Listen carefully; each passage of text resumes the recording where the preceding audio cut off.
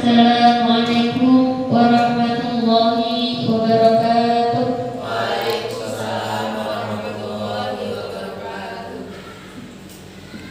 Bismillahirrahmanirrahim. Alhamdulillahirabbil alamin wa bihi nasta'in ala umuri dunya waddin. Wassalatu wassalamu ala asrofil anbiya'i wal mursalin sayyidina Muhammad wa ala alihi wa sahbihi ajma'in. Amma ba'd. Yang saya hormati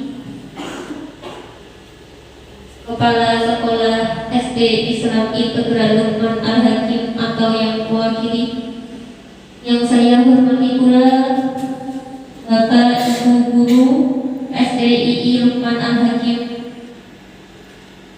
serta Ibu calon guru penggerak dari SDII Luqman Al-Hakim Kendal.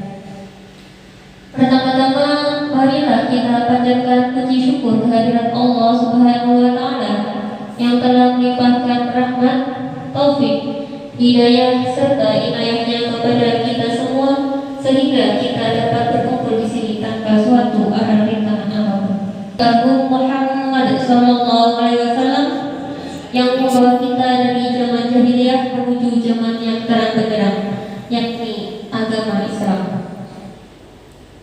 Baiklah, Bapak Ibu sekalian, marilah kita buka acara pada siang hari ini dengan bacaan basmalah bersama-sama. Acara yang selanjutnya, mohon maaf, sebelumnya saya mewakilkan acara yang kedua menyanyikan lagu Indonesia Raya, acara yang ketiga sambutan kepala sekolah, acara yang keempat acara inti, dan acara yang terakhir yakni penutup.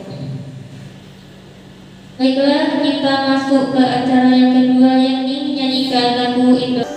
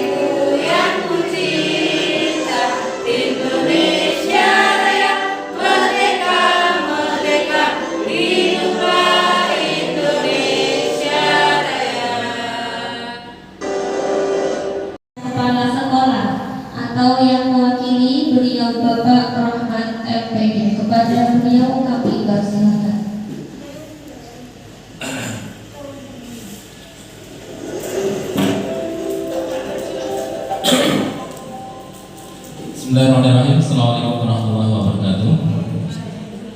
Yang saya hormati CGB Angkatan 10 Ibu Dewi Kumanasari, yang saya hormati Bapak Ibu Guru SD Islam Integral Luqman Al-Hakim yang berbahagia semuanya. Alhamdulillah pada siang hari ini kita bersyukur Allah SWT karena bisa menyaksikan atau ikut seperan serta dalam mensukseskan CGP Angkatan 10 yaitu Ibu Dewi Kumanasari dalam acara seminar diseminasi budaya positif keyakinan kelas SD Islam Integral Luqman Al-Hakim, Kendal, memudayakan kejujuran, kesopanan dan saling menghormati di SD Luqman Al-Hakim. Ibu bapak berbahagia, saya harapkan untuk program CGP ini akan lebih banyak lagi yang ikut, karena ternyata setelah kita belajar dari CGP itu banyak sekali ilmu yang kita dapatkan. Bahkan ketika kita menghadapi siswa yang begitu anehnya, begitu berbagai macam karakter, nah tentu kita bisa mempelajari di CGP itu ya. Jadi kita istilahnya hampir kayak kursus mereview, hampir saya kuliah 1 semester ini Pak. CGP ini 1 semester ada kurang lebih 6 bulan sampai 8 bulan ya. Nah itu jadi kita seperti orang kuliah tapi Zoom, dan sebulan sekali kita akan mengadakan loka karya itu sampai 7 nanti. Berarti kurang lebih ada sampai 8 bulan, karena 1 bulannya lokal misalnya. Nah, itu maka saya harapkan bukan hanya Bu Dewi saja, nanti saya harapkan untuk Bapak Ibu kuliah juga ikut CGP, karena untuk menambah ilmu kita. Sebenarnya itu menurut saya menambah ilmu. Jangan sampai kita menutup diri, wah saya sudah sampai zona nyaman seperti ini, jangan ya. Setelah kita mempelajari ternyata selama ini saya hanya di zona nyaman saya. Oke, ternyata setelah saya mempelajari, ternyata saya tambah bodoh ya. Nah, ternyata banyak ilmu yang belum saya pelajari. Nah, disinilah ketika kita mempelajari, ketika di kampus hanya beberapa hal, alhamdulillah terkait CGP malah banyak ilmu yang bisa kita pelajari. Itu saja, diharapkan untuk generasi yang lanjutnya, mungkin angkatan 11 atau 12 sampai 15 itu diantara Bapak Ibu semuanya bisa mewakili di CGP angkatan selanjutnya setelah Bu Dewi Kumasari. Itu mungkin tambahan dari saya, kurang lebihnya mohon maaf. Assalamualaikum warahmatullahi wabarakatuh.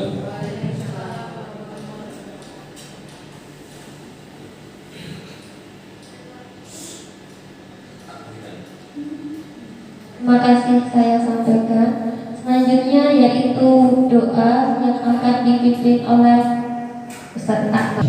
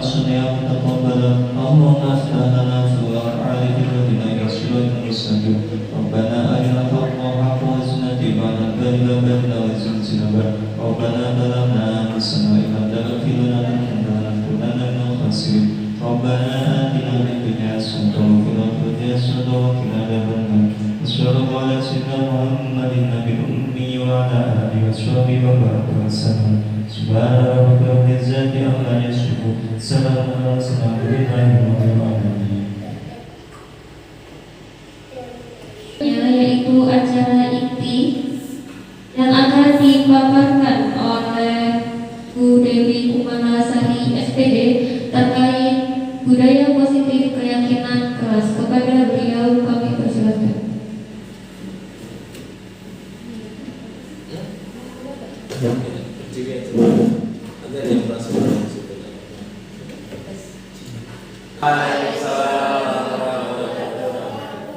Saya sapa ya, seperti menyapa kulit kita ya, supaya tidak nonton. Bagaimana kabarnya hari ini? Alhamdulillah luar biasa, tetap semangat, pantang menyerah. Allahu Akbar. Baik, terima kasih. Sudah lemes ya, karena sudah siang nih, waktunya kita istirahat. Baik, untuk kesempatan siang hari ini, saya di sini ingin berbagi ilmu ya. Termasuk untuk menggurui atau istilahnya lebih pintar atau lebih pandai di sini, tapi saya benar-benar berbagi ilmu yang sudah saya dapatkan selama 2 bulan terakhir ini. Jadi saya mengikuti program guru penggerak ini semata-mata setidaknya satu, ingin menambah ilmu berkaitan dengan bagaimana cara kita mengatasi murid, bagaimana posisi kita sebagai guru, bagaimana memposisikan kita sebagai pemimpin dalam pembelajaran di kelas maupun pemimpin pembelajaran di luar kelas. Untuk siang hari ini saya akan berusaha menempatkan materi dari modul 1.4 ya berkaitan dengan budaya positif, dan ini saya kembangkan atau saya rampingkan ya setelah saya berkonsultasi dengan fasilitator saya.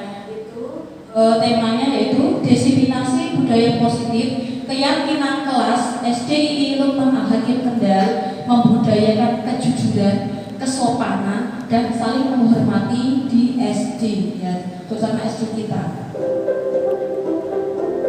Izinkan saya menampilkan PPT saya.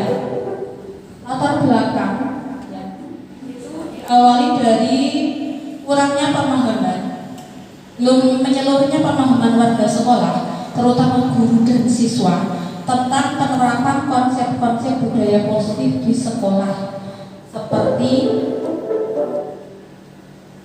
disiplin positif, motivasi perilaku manusia, posisi kontrol guru, pembuatan keyakinan kelas atau sekolah, dan penerapan segitiga restitusi. Nah ini masih apa ya, bertanya-tanya ya, bertanya-tanya apa itu segitiga restitusi ya. Nanti saya akan berusaha menjelaskan pelan-pelan.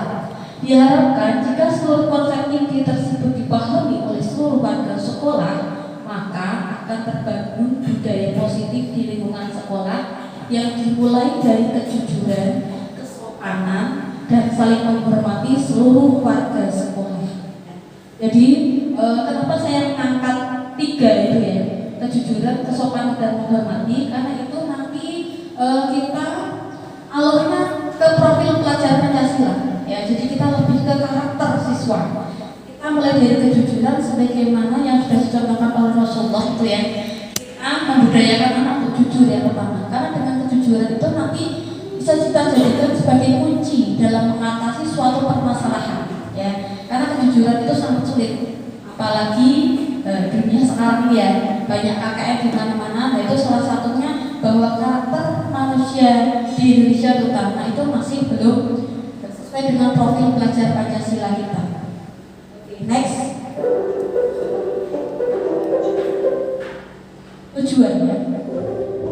tujuan diadakannya desiminasinya adalah meningkatkan pengetahuan dan pemahaman tentang budaya positif. Apa itu budaya positif? Selanjutnya, terbentuknya motivasi internal pada murid dengan pembuatan keyakinan kelas atau sekolah ya. Jadi kita berusaha untuk memotivasi dalam diri siswa, kita menyadarkan siswa ya, bukan memaksa siswa tapi benar-benar menyadarkan pentingnya yang namanya kejujuran, kesopanan, saling menghormati dalam kehidupan mereka seperti itu. Yang ketiga, tujuannya terciptanya lingkungan sekolah yang nyaman, aman, dan ini ya, yang jadi catatan kita adalah no bullying ya, no bullying dalam bentuk apapun ya. Dalam kehidupan sehari-hari ya, kenyataannya ketika kita melakukan pembelajaran di kelas dan saat-saat istirahat itu banyak sekali kejadian ya, meski hanya bullying berupa verbal, kalau bahasanya kita itu poyok-poyokan atau istilahnya mengejek. Nah itu bisa menyebabkan perkelahian atau bahkan sampai ke orang tua itu ketika anak bermasalah di sekolah tidak langsung kita selesaikan. Nah itu makanya nanti kita bersama-sama sharing berkaitan dengan bullying ini. Next ya, tolak ukur. Jadi tolak ukur keberhasilannya adalah nanti terlaksananya diseminasi konsep inti budaya di sekolah ya. Jadi ini kita memulai awal, kemudian terbentuknya keyakinan kelas. Nah ini sudah saya awali ya, di tembok sebelah selatan itu yang kertas warna kuning itu adalah bentuk keyakinan kelas yang sudah saya buat bersama anak-anak ya. Beberapa waktu yang lalu saya dibantu Bu Amel itu untuk shooting ya. HP saya rusak tapi tidak apa-apa, yang penting sudah ada bukti fisiknya. Itu adalah keyakinan kelas yang kita bentuk bersama dengan anak-anak ya. Kita bentuk bagaimana agar keyakinan itu benar-benar melekat pada diri siswa, ya, bukan hanya misalnya pajangan gitu. Jadi kita benar-benar menyadarkan anak tentang pentingnya keyakinan kelas untuk mendidik mereka agar memiliki satu tanggung jawab dengan apa yang sudah mereka sepakati bersama di kelas, gitu. Berikutnya tolak ukur yang ketiga, murid dan guru konsisten dalam meyakinkan kelas yang sudah disepakati. Nah ini juga termasuk jurus jitu ya, ketika anak melakukan sesuatu itu saya sering mengingatkan. Misalnya ada anak yang mengambil barang milik temannya tanpa permisi, nah itu saya kembalikan lagi, ayo keyakinan kelas kita apa kemarin. Nah itu sebagai tolak ukur supaya kita tidak misalnya mengurangi hukuman ya, nanti ada lagi ya, hukuman itu ternyata tidak baik. Nah hukuman nanti ada materi yang lebih jelas lagi. Oke, next dulu. Yang terakhir, terlaksananya penyelesaian masalah murid menggunakan segitiga restitusi. Nah ini asing ya, segitiga restitusi apa itu? Kita next dulu biar pada penasaran. Berikutnya adalah lini masa ya, jadi yang sudah saya lakukan yang pertama adalah berkoordinasi dengan kepala sekolah, itu sudah saya lakukan. Kemudian dengan wakil kepala sekolah melakukan diseminasi konsep budaya, menyusun keyakinan kelas, dan yang terakhir hasil keyakinan kelas ditampil pada kelas masing-masing. Harapannya setelah saya memulai itu nanti Bapak Ibu guru semuanya bisa istilahnya ikut seperti ya, ikut apa ya, menjalankan apa yang sudah kita sepakati bersama untuk ya kepentingan bersama, untuk kebaikan bersama. Ya ini itu tadi kita menghindari hukuman ya, hukuman untuk siswa bersama. Oke, next. Pelaksananya budaya positif ini saya membutuhkan dukungan, bukannya saya, ini bukan kepentingan saya, tapi memang kepentingan sekolah. Dukungan yang pertama adalah kepala sekolah tentu, karena kepala sekolah adalah kepalanya atau istilah dalam anggota tubuh itu. Kalau kepalanya istilahnya organisasi A, ya berarti kita jalan A, seperti itu ya. Ibaratnya kepala itu memimpin semuanya. Jadi saya benar-benar membutuhkan dukungan penuh dari kepala sekolah tentang budaya positif ini. Berikutnya wali kelas. Nah ini wali kelas yang langsung berkaitan dengan murid, karena sasaran kita adalah yang pertama murid ya. Kita ingin membentuk karakter murid menjadi lebih baik lagi. Berikutnya dukungan itu adalah rekan sejawat. Rekan sejawat berarti selain wali kelas, guru mapel dan sebagainya itu. Berikutnya dari murid. Nah ini kita juga sama. Bagaimana caranya agar murid itu bisa mensukseskan apa yang sudah kita sepakati berkaitan dengan budaya positif.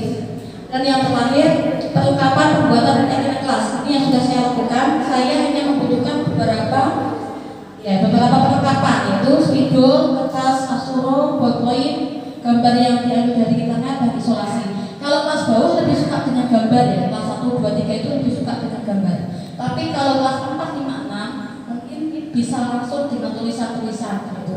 Jadi nanti kita bahas keyakinan kelas itu sama nggak sih dengan aturan kelas, nah itu nanti kita bahas bersama. Next.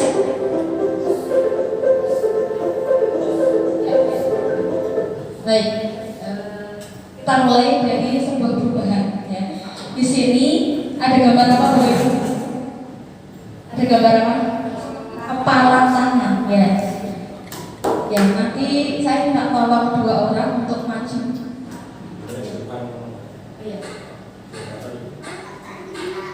Saya minta tolong 2 orang untuk maju mempraktekkan ya. Kita praktekkan apa ini jadi relawannya Mbak yuk silakan sama Bu Ima ya, maju aja tidak apa maju depan ya. Kita mempraktekkan yang satu menghafalkan tangan, yang satu mencoba untuk apa ya ya silakan ya, yang mau menghafalkan ya Pak sini ke sini. Ya. Ada depan, ada yang depan. Ya. Kelihatan enggak? Ya, ini kita akan praktekkan sebuah paradigma atau perubahan ya. Nanti kita kasih 3 pertanyaan berkaitan dengan apa yang dipraktekkan oleh Bu Kumaira sama Bu Ima. Bu Ima berarti menghafalkan tangan dulu. Ya. Dan Bu Kumaira bertugas untuk bagaimana caranya supaya Bu Ima itu mau melepaskan tangannya dari genggamannya itu. Ibaratnya Bu Ima itu menyimpan sesuatu, ya, menyimpan sesuatu di dalam genggamannya. Ada apa ya? Ada emaskah? Ada uangkah? Ya, atau ada voucher 100.000? Kita coba, yuk silakan, coba. Bu Humaira silakan berusaha merayu, ya, boleh merayu, boleh mengintimidasi, boleh memarahi Bu Ima, boleh menggoda, bahkan menggelitik, ya, silakan. Dan Bu Ima berusaha untuk mempertahankannya. Ya, itu di dalam tangan, ya. Ini kamu membuat surat apa ini? Boleh ya? Nggak boleh.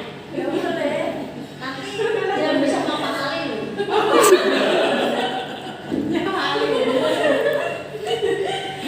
Ya sebentar ya, nanti tak kasih pemain dulu. Nggak boleh mama. Nggak boleh mama. Boleh lihat sebentar? Nggak boleh. Ya, ternyata Bu Ima tetap mempertahankan pendiriannya, ya, tetap menggenggam tangannya, ya. Coba next. Di sini ya. Baik, di sini saya menyediakan 3 pertanyaan dari apa yang sudah dilakukan oleh Bu Ima dan Bu Humaira tadi berkaitan dengan menggenggam tangan tadi. Pertanyaan yang pertama, apakah Anda atau B membuka kepalan tangan Anda? Jawabannya, Bu Ima membuka apa tidak? Tidak ya. Mengapa? Apa alasan Bu Ima tidak membuka kepala tangannya? Apa tadi alasannya? Ya, karena Bu Ima mempertahankan sesuatu di dalam genggamannya itu tadi. Ya. Berikutnya pertanyaan yang kedua, apakah Bu Ima tadi untuk kepala tangan? Ya, mengapa alasan Anda atau B tetap untuk kepala? Kenapa Bu Ima tetap mempertahankannya tadi? Masih sama ya? Karena ada sesuatu yang orang lain tidak boleh tahu seperti itu. Ya. Terima kasih Bu Ima dan Bu Humaira. Kita simpulkan, ya, pertanyaan 3. Dalam kegiatan ini sesungguhnya siapa yang memegang kendali atau kontrol? Siapa tadi? Bu Ima atau Bu Humaira? Ya, Bu Ima. Ya, Bu Ima tetap mempertahankan walaupun dibujuk dengan rayuan-rayuan gombal, ya, rayuan tadi ada mau dikasih permen, ya, kemudian ada yang istilahnya dirayu mau dikasih sesuatu yang enak, tapi ternyata Bu Ima masih tetap mempertahankan. Ibaratnya seorang siswa, ya, seorang siswa yang memiliki pendirian kuat dalam arti dia mempunyai pendirian yang baik.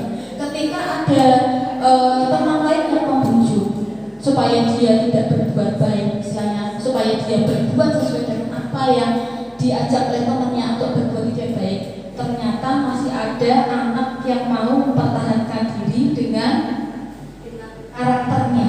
Nah itu.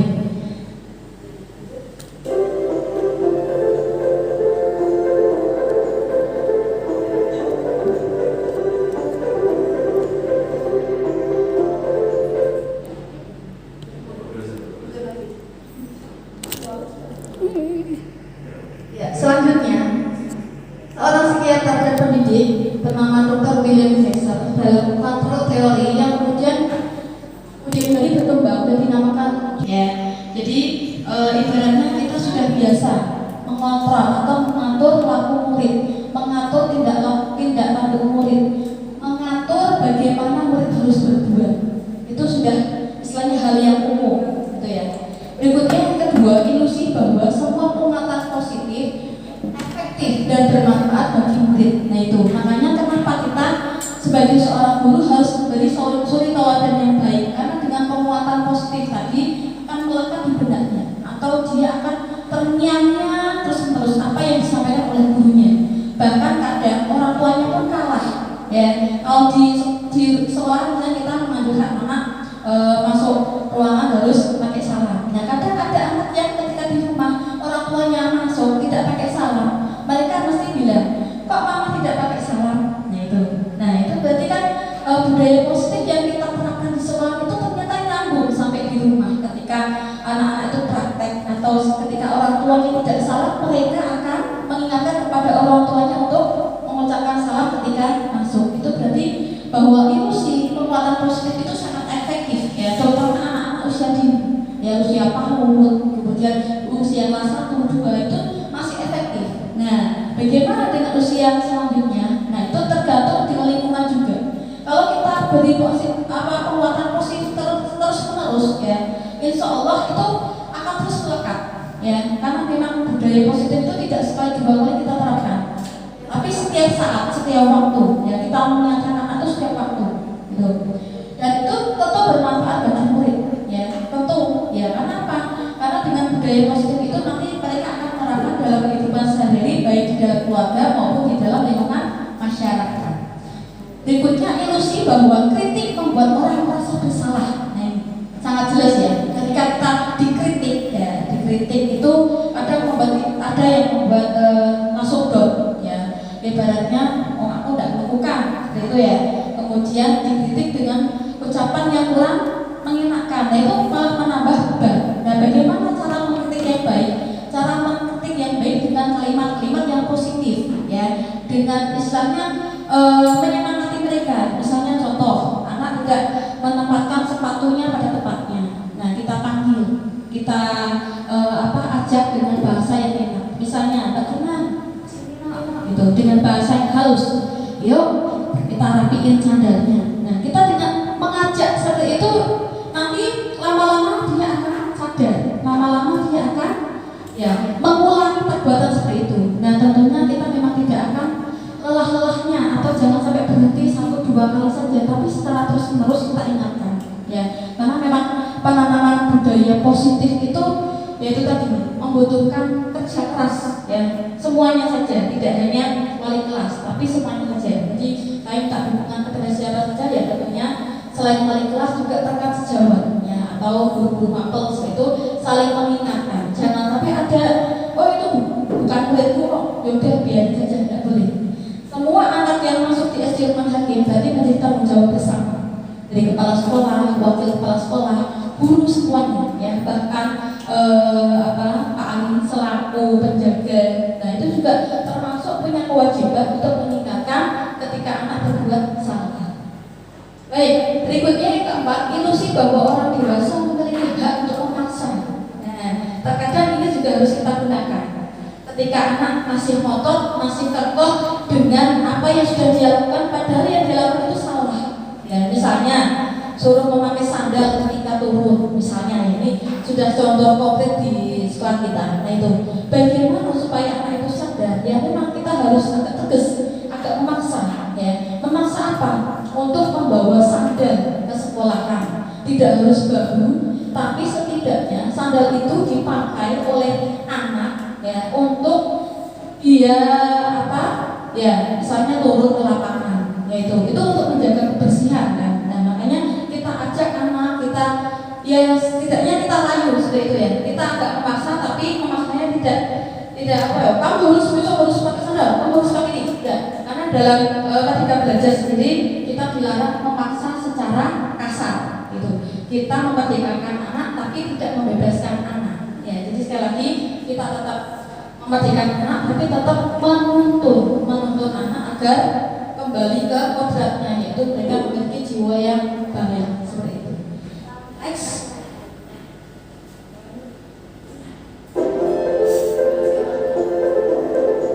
Nah, di sini bagaimana seseorang bisa berubah dari paradigma stimulus menuju respon kepada pendekatan teori kontrol.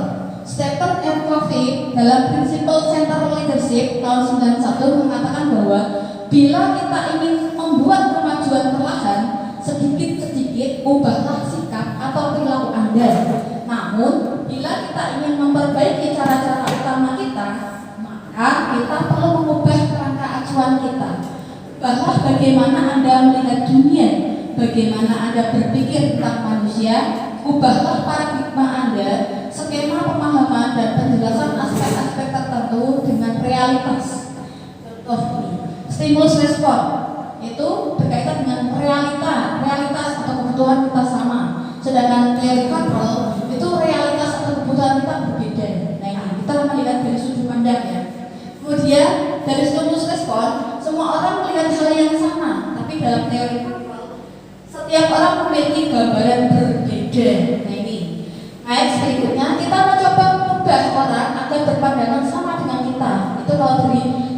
pandangan stimulus respon, tapi dari segi pandangan teori kontrol, semua perilaku memiliki tujuan. Nah, orang lain bisa mengontrol saya, itu dalam pandangan stimulus respon, tetapi dalam teori kontrol hanya Anda yang bisa mengontrol diri Anda sendiri. Dan yang terakhir, saya bisa mengontrol orang lain, itu dalam pandangan stimulus respon, tetapi dalam teori kontrol Anda tidak bisa mengontrol orang lainnya. Itu ya, cara pandang yang berbeda. Oke, next. Baik, di sini saya akan berbicara berkaitan dengan makna kata disiplin. Ketika mendengar kata disiplin, apa yang terbayang di benak Anda? Apa kira-kira? Ketegasan? Biar kelihatan. Apa yuk disiplin? Ketegasan? Ya. Apalagi? Ada kayak apa ya? Mengerikan gitu ya disiplinnya. Kalau anak-anak lihat dari sudut pandang anak-anak, ya jelas. Apa yang terjadi di sudut Anda? Kebanyakan orang itu menghubungkan kata disiplin dengan kata tata tertib, kemudian teratur, dan kepatuhan pada peraturan. Ada disiplin juga sering dihubungkan dengan hukuman, yang sering kita lakukan ya. Padahal itu sungguh berbeda. Karena belajar tentang disiplin positif tidak harus dengan memberi hukuman. Justru itu adalah salah satu alternatif terakhir dan kalau perlu tidak digunakan sama sekali. Dalam budaya kita, makna kata disiplin dimaknai menjadi sesuatu yang dilakukan seseorang pada orang lain untuk mendapatkan kepatuhan. Kita cenderung menghubungkan kata disiplin dengan ketidaknyamanan. Nah, itu sering kita rasakan. Next. Itu ada gambar Bapak Kiai Dewantara ya.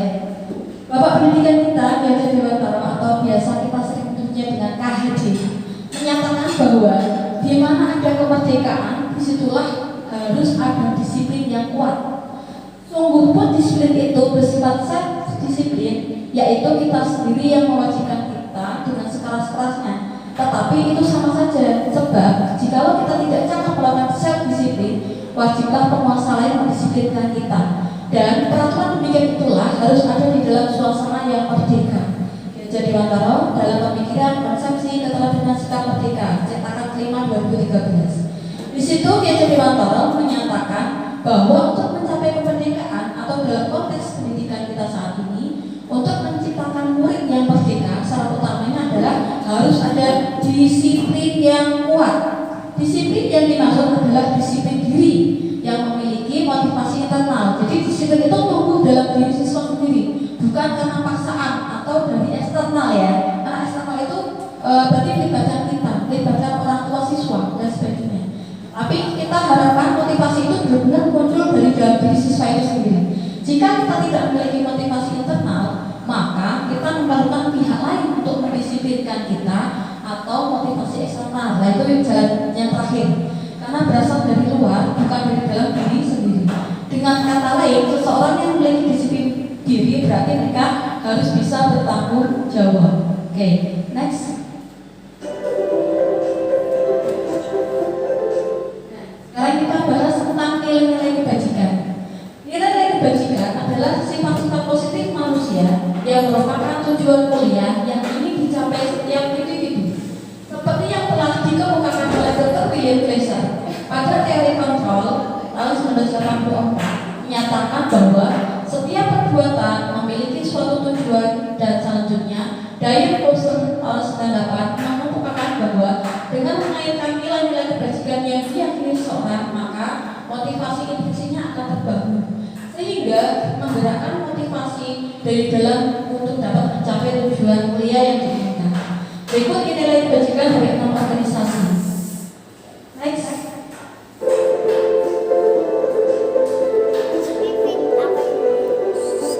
Nilai kebajikan yang pertama dari profil pelajar Pancasila ya, yaitu ada beriman, bertakwa pada Tuhan Yang Maha Esa, berakhlak mulia, mandiri, bernama kritis, berkebinekaan global, gotong royong dan kreatif. Next. Yang kedua dari IPO Primary Years Program PYP. Sikap murid itu toleransi, rasa hormat, integritas, mandiri, menghargai, antusias, empati, pengetahuan, kreativitas, kerjasama, dan percaya diri. Next. Yang ketiga, dari organisasi 9 pilar karakter Indonesia, Heritage Foundation.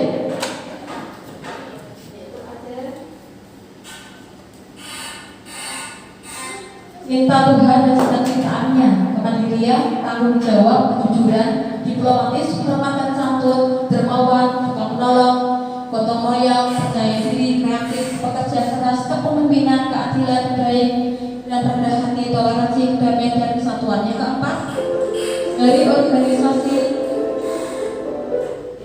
dari seorganisasi petunjuk seumur hidup dan keterampilan hidup, yaitu banyak sekali.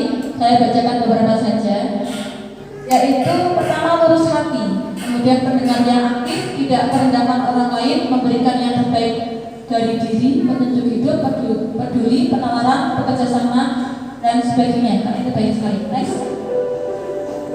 Berikutnya nilai kebajikan dari organisasi yang kelima, yaitu The Seven Essential Virtues atau 7 Moral Intelligence. Ada empati, suara hati, kontrol diri, rasa hormat, kebaikan, toleransi, keadilan. Nah, itu ya. Next, yang terakhir dari The Virtual Project atau proyek nilai kebajikan image, ya, itu ada peduli, kemudian rajin, integritas, rasa hormat, kemudian terus terangan. Keterangan itu berarti kejujuran, ya, kita ada masuk ke situ. Kemudian ada keberanian, kebahagiaan, tanggung jawab, ya, dan sebagainya. Next saja. Ya, kita baca bersama-sama. Di sini ada standar pendidikan nasional, yaitu dalam rangka menciptakan lingkungan yang positif, maka setiap warga sekolah dan pemangku kepentingan perlu saling mendukung, menghayati dan menerapkan nilai-nilai kebajikan yang telah disepakati bersama. Untuk dapat menerapkan tujuan kuliah tersebut, maka seorang pemimpin pembelajaran perlu berjiwa kepemimpinan sehingga dapat mengembangkan sekolah dengan baik agar terwujud suatu budaya sekolah yang positif sesuai dengan standar kompetensi pengelolaan yang telah ditetapkan.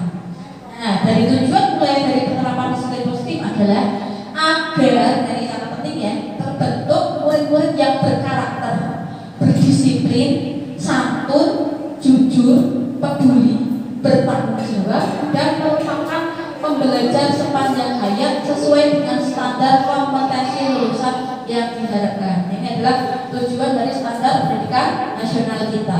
Next.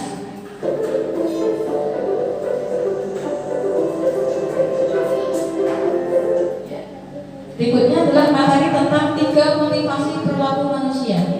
Dari Dayan Kosa dalam nyaris School Disiplin menyatakan ada 3 motivasi perilaku manusia. Yang pertama, untuk menghindari ketidaknyamanan atau hukuman. Yang kedua, untuk mendapatkan imbalan atau penghargaan dari orang lain. Dan yang ketiga, untuk menjadi orang yang mereka inginkan dan menghargai diri sendiri dengan nilai-nilai yang mereka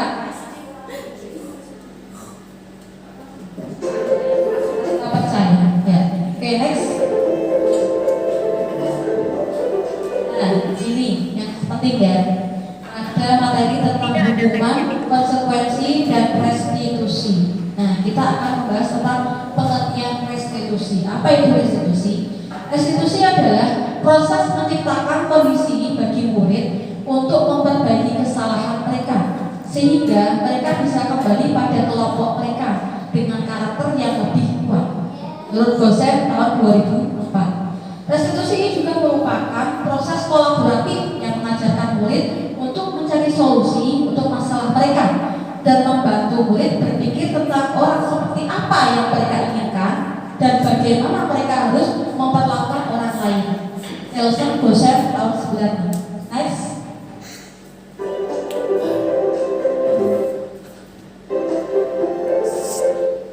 Berdasarkan bagian tersebut, maka kita bisa menyimpulkan bahwa hukuman bersifat tidak terencana atau tiba-tiba. Anak atau murid tidak tahu apa yang akan terjadi dan tidak dilibatkan.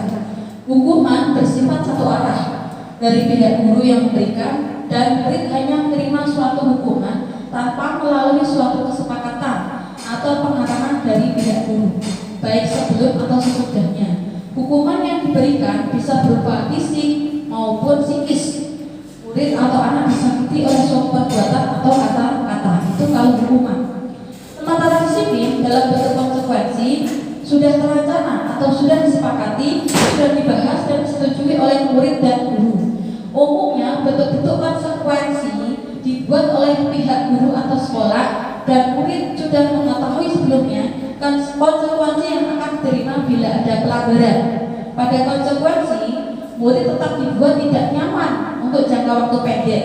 Konsekuensi biasanya diberikan berdasarkan suatu data yang umumnya dapat diukur. Misalnya, setelah 3 kali tugasnya tidak diselesaikan pada batas waktu yang diberikan, atau murid melakukan kegiatan di luar kegiatan pembelajaran, misalnya mengobrol, maka murid tersebut akan kehilangan waktu bermain dan harus menyelesaikan tugas karena ketertinggalannya. Peraturan dan konsekuensi yang mengikuti itu sudah diketahui sebelumnya oleh murid. Nah, ini namanya konsekuensi. Jadi konsekuensi dengan hukuman itu berbeda. Nah, ini saya ada 5 pertanyaan. Ya, ini termasuk hukuman atau konsekuensi. Ya. Yang pertama, mencatat 100 kali di dalam buku kalimat. Saya tidak akan terlambat lagi karena terlambat ke sekolah. Kira-kira ini hukuman atau konsekuensi, Bapak Ibu? Ya, kenapa konsekuensi? Kenapa konsekuensi? Karena itu tidak secara fisik. Iya. Karena sebenarnya yang namanya konsekuensi itu sudah dijelaskan ya. Sudah dijelaskan bahwa ketika nanti datang terlambat lagi, ya kan tadi sudah ada kesepakatannya. Kalau sudah 3 kali berturut-turut berarti harus siap mencatat 100 kali di dalam buku kalimat saya tidak akan terlambat itu sebanyak 100 kali. Itu namanya konsekuensi.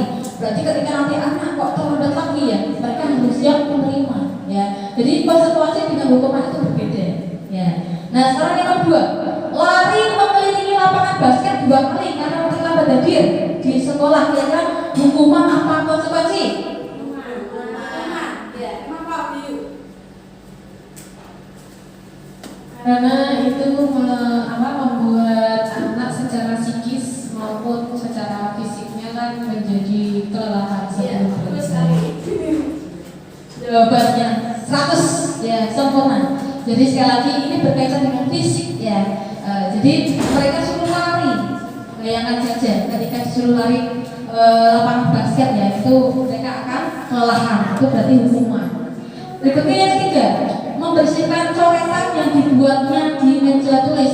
Itu hukuman apa konsekuensi?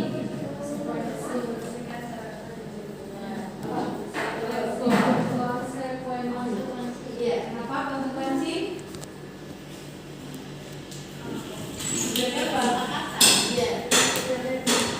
Betul, karena sudah ada kesepakatan. Ketika anak-anak nanti coret-coret di meja tulis lagi, maka mereka harus menerima konsekuensinya, yaitu membersihkan coretan di meja sampai bersih.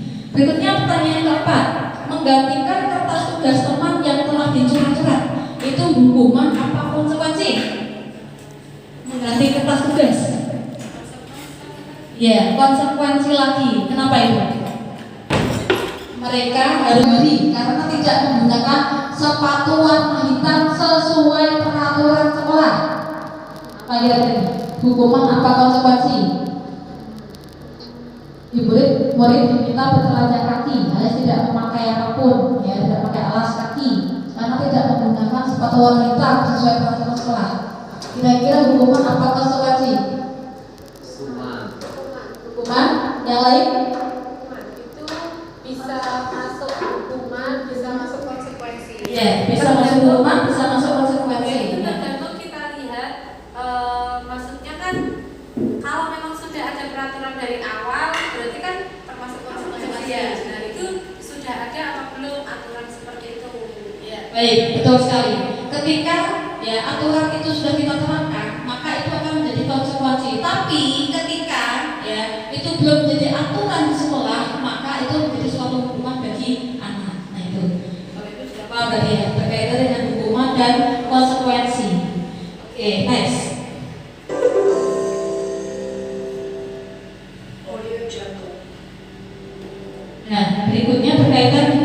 teori motivasi, hukuman dan penghargaan, restitusi.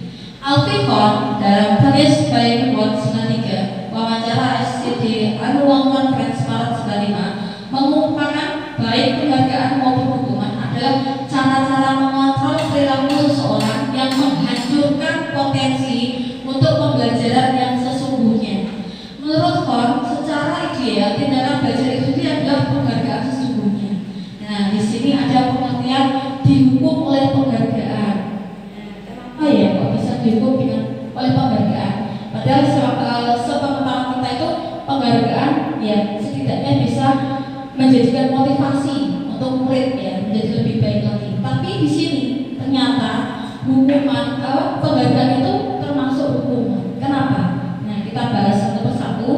Dihukum oleh penghargaan. Kenapa? Yang pertama, pengaruh jangka pendek dan jangka panjang. Apa itu pengaruhnya ketika kita memberi penghargaan? Nah, yang namanya anak-anak ya, ketika kita memberikan sesuatu, ya ibaratnya misalnya anak itu bisa menulis tepat waktu, misalnya ada tulisan sebelum, kemudian dikasih waktu misalnya 1 jam, 30 menit, ternyata dia bisa menyelesaikan dalam waktu 15 menit.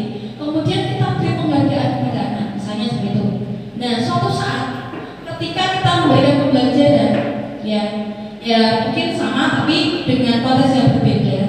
Nah, anak itu mengerjakan tepat waktu lagi. Nah, ada kalanya anak itu akan menagih, ya, menagih apa? Menagih yang serupa yang sudah pernah diberikan oleh gurunya.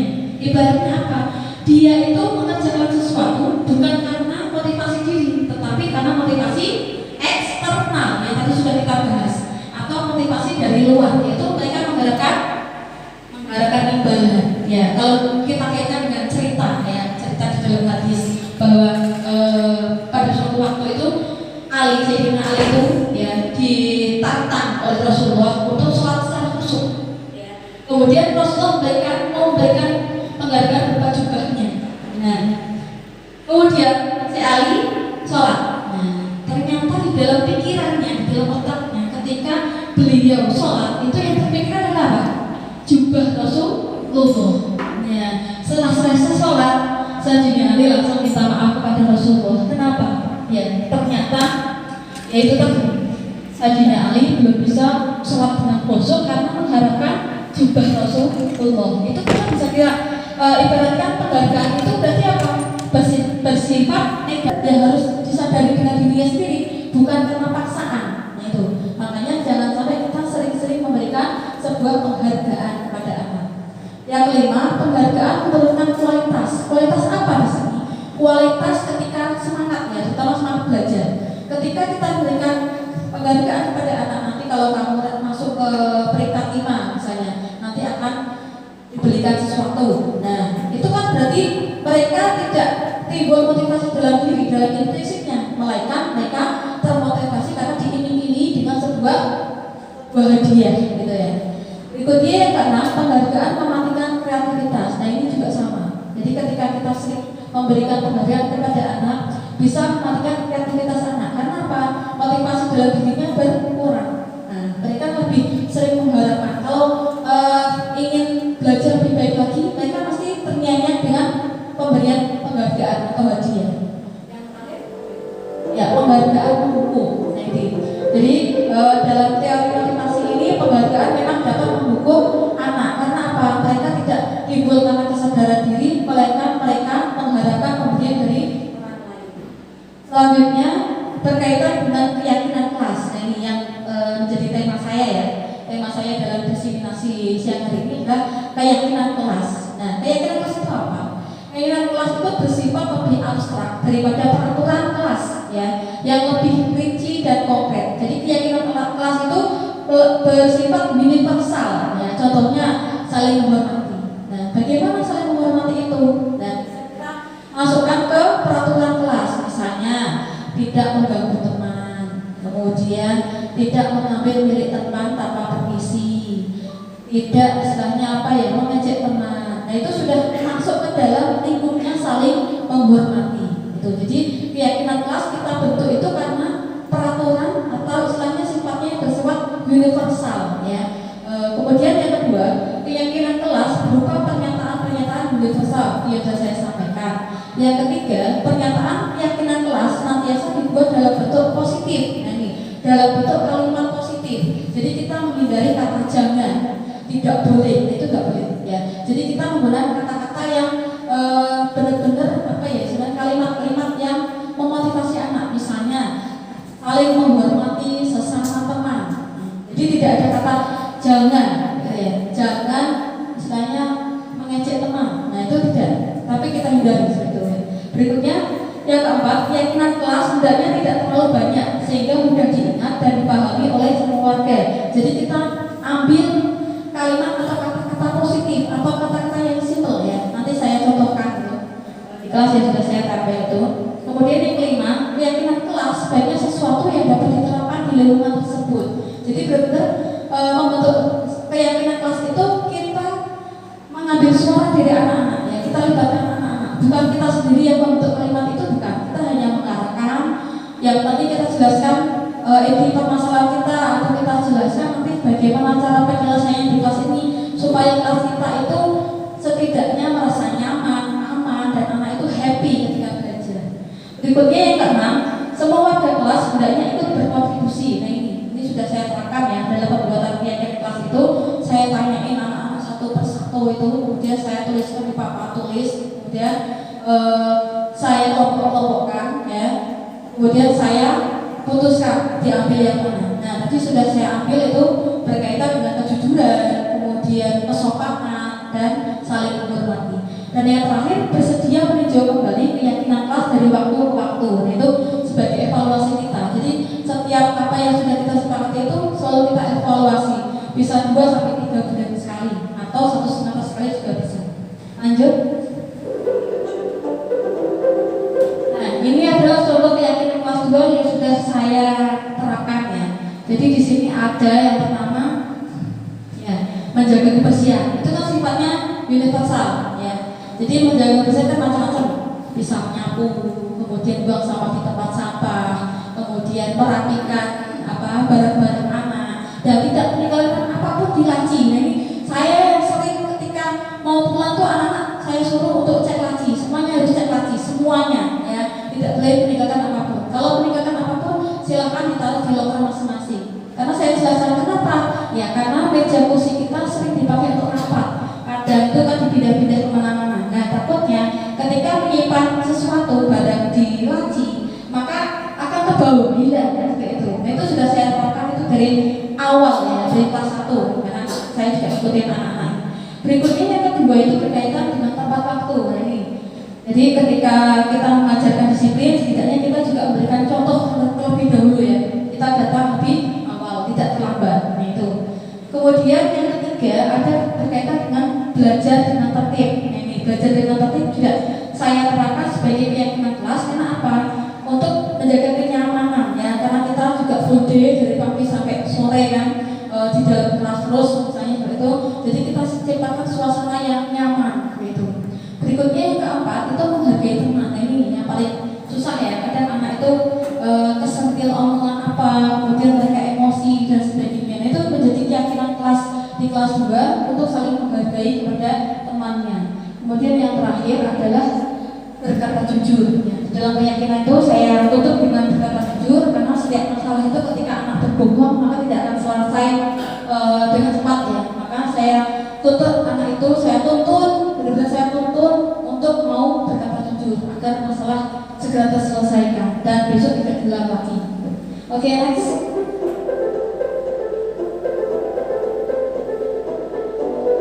Di sini ada 5 posisi kontrol kita sebagai seorang guru. Yang pertama sebagai penghukum, jelas. Yang kedua membuat merasa bersalah, ya kita harus tegas. Kemudian yang ketiga teman, yang keempat pemantau, dan yang kelima manajer. Next. Di sini ada contoh ya, yang namanya motivasi eksternal dan juga motivasi internal. Kita bacakan satu saja. Yang pertama adalah kita mengontrol perilaku yang negatif. Misalnya penghukum, di sini menghadir, menunjuk-nunjuk, menyakiti, menyindir, seperti itu ya. Berikutnya, membuat orang merasa bersalah. Contohnya, berceramah, menunjukkan kekecewaan mendalam di depan anak-anak. Nah, identitas berhasil atau sukses itu kita praktekkan dengan perilaku kontrol positif ya. Misalnya sebagai teman, contohnya membuatkan alasan-alasan untuk murid-muridnya. Kemudian sebagai pemantau, menghitung dan mengukur. Dan sebagai manajer ini mengajukan pertanyaan-pertanyaan. Nah, di sini ada contohnya ya. Kita bahas yang sebagai manajer saja, karena yang sebagai puncak atau sebagai kunci dari 5 kontrol restitusi tadi. Apa yang kita yakini, apa yang kamu meyakini hal tersebut. Kemudian kalau kamu meyakininya, kamu mau memperbaikinya. Nah, itu berarti kan kita tidak menyalahkan anak, tetapi kita mengajak anak untuk menyelesaikan masalahnya. Nah itu.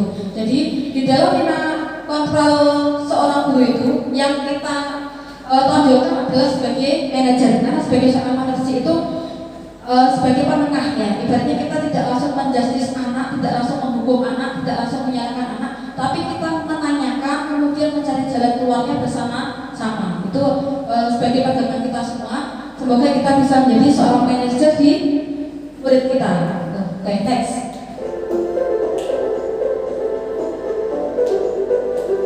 Nah, ini namanya segitiga restitusi. Di sini kita awali dengan menstabilkan identitas. Bagaimana cara menstabilkan identitas ya? Sekali lagi, kita menggunakan kalimat-kalimat positif untuk menanyakan anak supaya anak tidak merasa terbebani. Ya, kita tanyakan, misalnya kemarin saya mengangkat satu kasus ya, di mana Tristan itu secara spontan memukul dadanya Tania.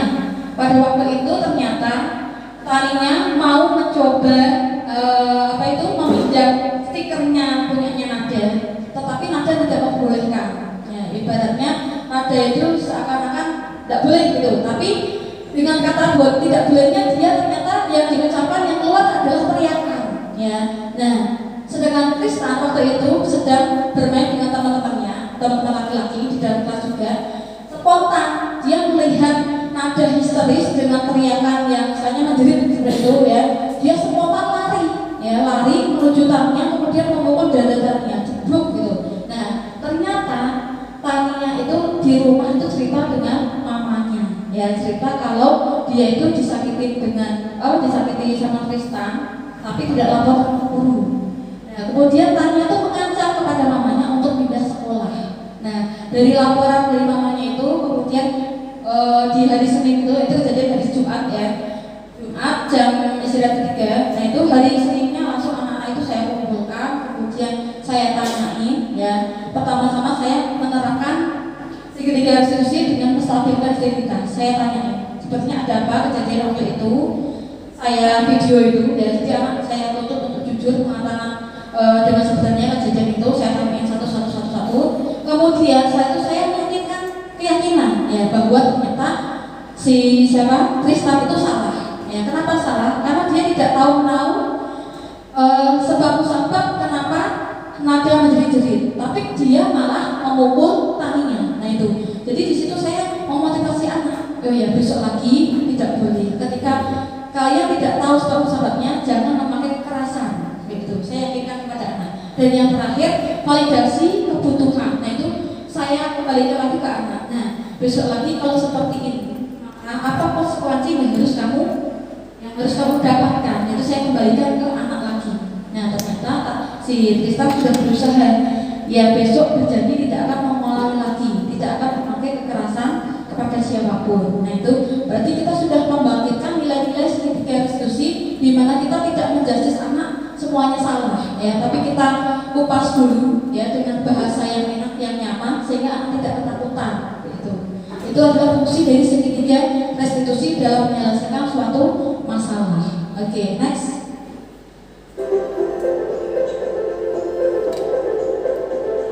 Nah ini penjelasannya, menstabilkan identitas ya. Jadi di sini tuh ketika anak melanggar peraturan, nah kita jangan sampai langsung mengkritik ya, tapi kita tetap membuat posisi itu ya, posisi yang istilahnya mengenakan, tetapi yang harus fokus ya, fokus pada apa masalahnya. Ketika memang salah, ya kita sampaikan bahwa setiap orang itu membuat kesalahan, tapi jangan sampai diulang kembali. Nah itu melupakan menstabilkan identitas. Oke, next. Yang kedua, validasi tindakan. Nah ini dalam validasi tindakan setiap tindakan yang kita lakukan harus punya tujuan. Ya, jadi tadi kamu ngapain kok memukul? Tanya. Nah, itu harus ada alasannya. Tapi ketika tidak ada alasannya, berarti kita luruskan. Ya sudah, besok lagi jangan diulang lagi. Ya, jadi sekali lagi, setiap kali ada tindakan yang lebih buruk, maka kita harus meluruskan. Kita jangan sampai membuat anak itu seakan-akan besok harus mengulang lagi. Jangan sampai seperti itu. Nah, itu makanya kita dulu harus menjadi penuntut yang baik bagi murid. Yang ketiga, menanyakan keyakinan. Ini yang terakhir. Nah, contohnya, apa yang kita percaya sebagai kelas atau keluarga, atau bisa jadi tadi apa yang kita yakinkan bahwa kamu tidak akan mengulangi perbuatan itu lagi. Nah, maka dari itu kita harus menggunakan kalimat yang enak, yang membuat anak itu bisa sadar bahwa tindakan lalu itu ternyata salah, ya, dan tidak perlu diulangi sekali lagi. Nah, itu makanya jangan sampai kita menjustis anak sekaligus, atau istilahnya menuduh anak dengan kalimat-kalimat yang kurang mengenakan, terutama dengan bahasa-bahasa yang kasar. Nah, makanya dari sini PR bagi kita semua sebagai guru harus sabar, ya, innallaha ma'as-sabirin gitu. Oke, next.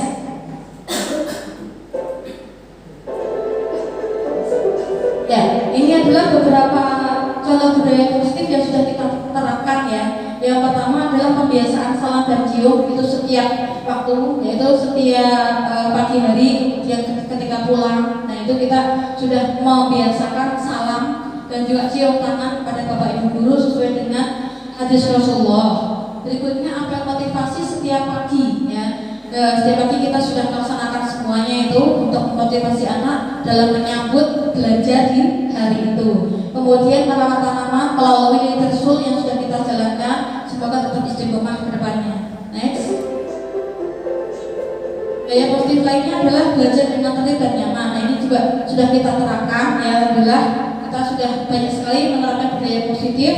Selain belajar tertib dan nyaman, kita juga berbagi dengan duafa itu, ya. Setiap Ramadan kita pasti akan mengunjungi warga untuk berbagi. Kemudian bekerjasama, ini juga sering kita terapkan dalam kerja kelompok, ya. Kita jangan sampai pilih-pilih teman, tapi kita bekerja bersama-sama secara maksimal.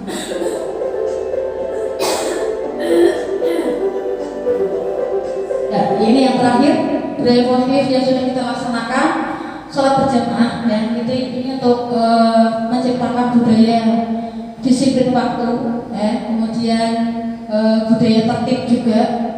Kemudian di situ ada juga budaya antre ketika makan. Kita kondisikan anak-anak agar bersabar menunggu gilirannya.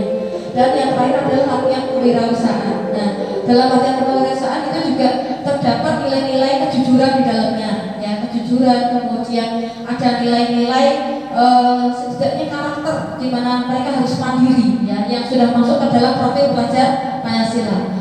Baik, itu kiranya Bapak Ibu materi diseminasi budaya positif yang sudah saya dapatkan di modul 1.4. Semoga semuanya bermanfaat untuk kita semua dan tetap semangat. Menjadi guru itu memang hal yang menyenangkan, ya. Kemudian kalau kita dasari dengan niat ibadah, insya Allah ketika di surga nanti ada salah satu dari buat kita yang menarik kita dari itu, ya, yang menuju ke surganya Allah. Baik, itu saja dari saya. Salam guru penggerak, tergerak, bergerak, menggerakkan. Wassalamualaikum warahmatullahi wabarakatuh.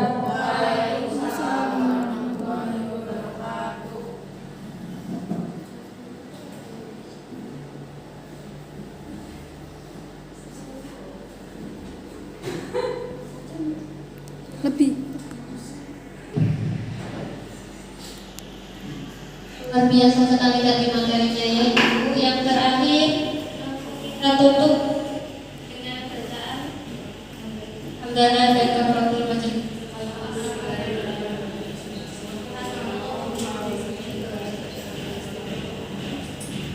Saya selaku pembawa acara mohon maaf apabila ada kata-kata saya yang salah. Assalamualaikum warahmatullahi wabarakatuh.